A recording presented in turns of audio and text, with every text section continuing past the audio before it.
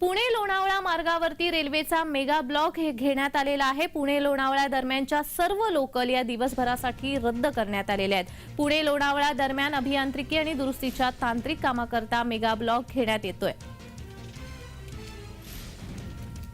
तर या संदर्भात अधिक माहिती देत आहेत आमचे प्रतिनिधी रोहन कदम। रोहन, पुणे लोणावळा मार्गावरती मेगा ब्लॉक घेण्यात आलेला आहे, कशासाठी हा मेगा ब्लॉक घेतलाय आणि साधारण किती वेळ हा मेगा ब्लॉक असणार आहे? जान्हवी, आज खरं तर रविवारचा दिवस आहे, सुट्टीचा दिवस आहे आणि सुट्टीच्या दिवशी अशा प्रकारची कामं जी आहेत ते रेल्वे प्रशासनाकडून, रेल्वे विभागाकडून केली जातात।